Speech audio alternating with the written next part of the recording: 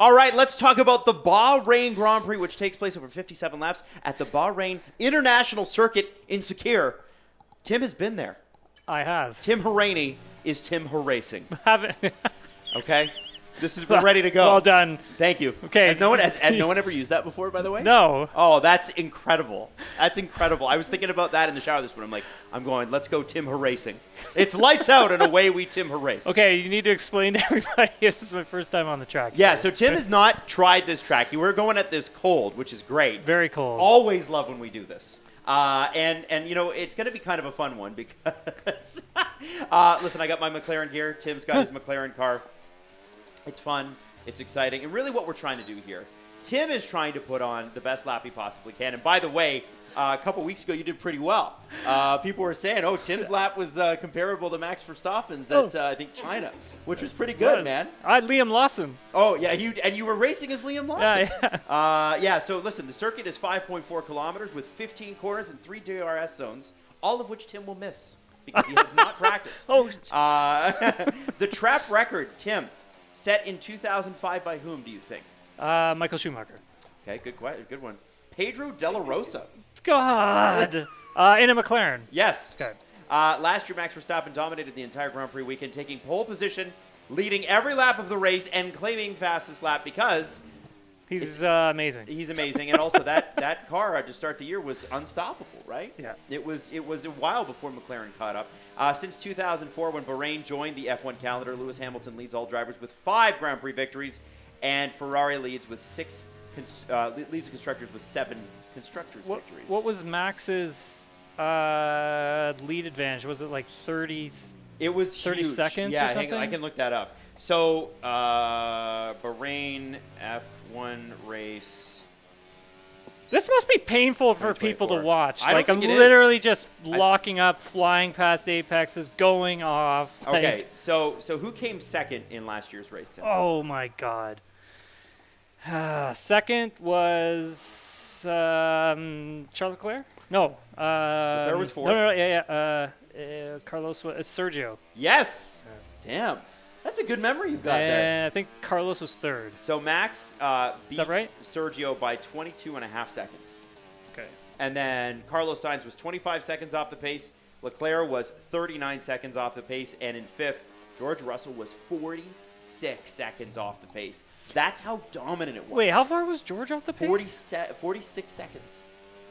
Now take a look at where Mercedes is now in the season. Well, yeah. You know what I mean? It's just a different beast. Yeah, I mean, totally. Norris and Piastri were 6 and 8. Norris 48 seconds off the pace. Piastri 56 seconds off the pace. Now, you got to think, this year it's going to be a little bit different, but there have been discussions in the paddock that perhaps McLaren may not be as dominant as everybody thought they might be coming into this season. Is this a track that they expect to be good at, or is this a track that maybe Red Bull is dominant against? I think they're going to kick everybody's ass this weekend. Oh, really? Okay, Yeah. What is that? Why? Just because of temperatures and also because of how the car looks after the tire. Oh, okay. And then obviously, Adam, the surface here is really rough. So if you are good to the tires, you're probably going to be pretty fast in the race. They may not be the fastest in qualifying, but in the race, I think McLaren's going to be unstoppable. And now you've explained this to me before, but I think it's worth repeating. Why is this track known to be so hard on tires? What is it about the pavement? It's just so rough. Is it the desert sun, or is it how they built it? No, I think this is how they built it. The type of asphalt they use. It's very it's like rock almost, or stone you would call it. Mm-hmm. Just one sec. Okay. He gets through the corner. Oh, come on. What were we talking about? Oh, yeah, pavement. Yeah. Yeah, I don't know exactly what they use for it, but I've ran on it, and it's pretty, I guess, coarse would be the right word. Does it feel do you feel it in the cockpit? Not necessarily.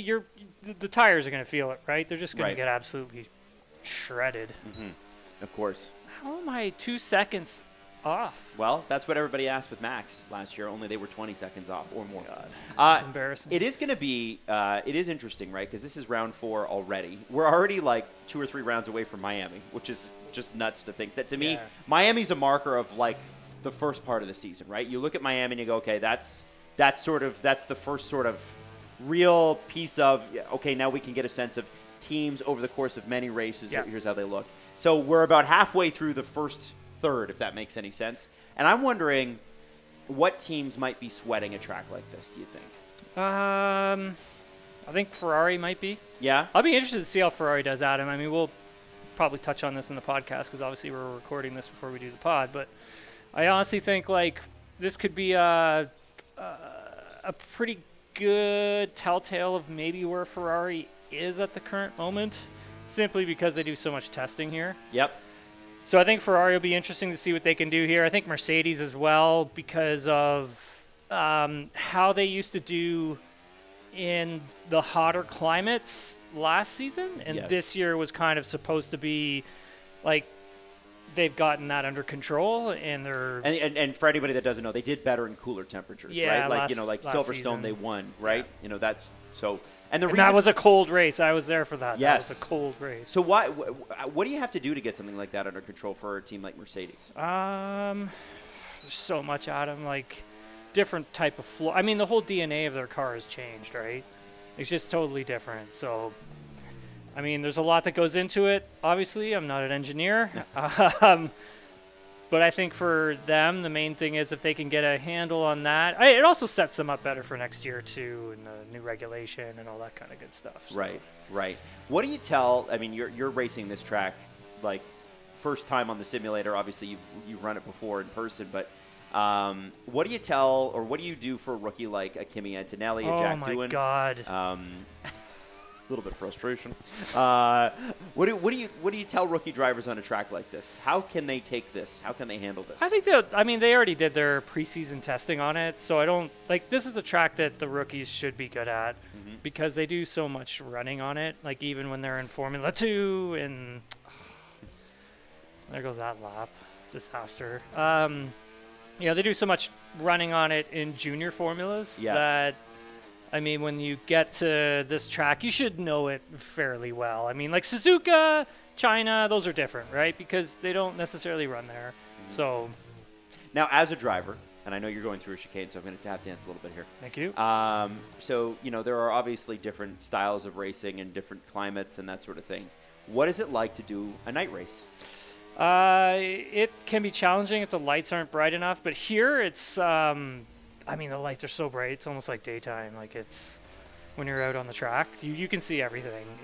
They've done a really impressive job at this facility. I mean, I've gone to testing before in the past, and my first time doing testing in Bahrain was last year, and it was awesome. Like the access was incredible. The track is amazing at night. I liked the city itself as well. Like it was a really fun adventure to go on last year. I'm really thankful, grateful I got to do it. Like it was awesome. What is the behind the scenes like? Because it always looks very cool when they shoot it, right? Like when they're doing the Sky crew or the F1 crew are doing their hits with their microphones. It looks like that behind the paddock area is. I guess it'd be like the VIP area. Is very, very cool. Can you talk a little bit about that? It's a lot of if we're fancy and rich, what are we in for? I mean, it's really, I would say compared to other paddocks, it's really wide open. There's a lot of space to like move around, and you go to some other tracks, and sometimes you kind of don't get that. It's kind of really busy. I remember, not to say that Coda is small, but the paddock one year was absolutely jammed. So was Mexico's. It was jammed one year too. Right. But I think for this one, it's just the way they built it, right? They've given it lots of room. They have lots of space to work with there as well, so that really helps. But all in all, I think the paddock is like a cool vibe because it's kind of it's very comfortable. Like there's palm trees everywhere, and it's really nice. And when you get a good breeze going, it's It's a pretty cool place to be. Well- And then like they have little stands that have like coffee, food, ice cream, all that kind of stuff too. Okay. It's neat. Well, listen, it's going to be an exciting Grand Prix. Tim Hauraney, thank you for Hey, taking hold us on through. a second here. We're not done. Well, I gotta, you want one I more gotta lap? put some sort of a A good lap together? yeah, like All come right. on, like Listen, we've been waiting for one. I just got on the thing. Let's see him do it. All right. Yeah, The see. lap was invalidated, Tim. All right, here we go. We're starting. Let's go. Because I went off the track. All right.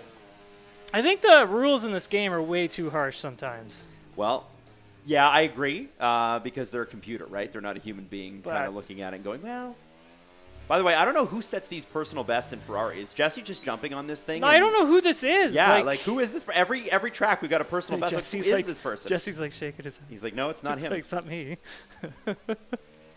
I have, by the way, noticed that a distinct lack of Jesse wearing any Mercedes gear this year. Jesse Blake, one of our producers, and also co-host and also co-founder of STPN. Yeah, Jesse, why are you not wearing any? wearing any Ferrari stuff? Probably because it costs $80 billion. What do you think? I think like he should put the Mercedes stuff back on. Oh, It you was- do? See, I don't know. I think he's left the team. Oh, I think he you left when can't Lewis leave left. the team. Are Come you, on, Jesse. Are you a team follower or a driver follower, Tim? You know I don't really You don't cheer for anyone. cheer for them. You cheer for. anybody, You really, hope all but teams have fun. I like the good story. I cheer for the good story for sure. I mean, obviously, I think like I'll cheer for. I should be doing a lap here, right? Yeah, you are doing a lap. But You're doing one. Right behind your personal but like best. a real. Is that my personal best though? No, Like it's whose not. is It's it? Ferraris. I don't know who they are. Who is this person? I don't know. But you're doing a good one. You're almost there. Whoa! No! Give me a break! Invalidated! Invalidated! Oh, it was looking so good too, Tim. It was looking so good. And it ends in disappointment. Now back to the show.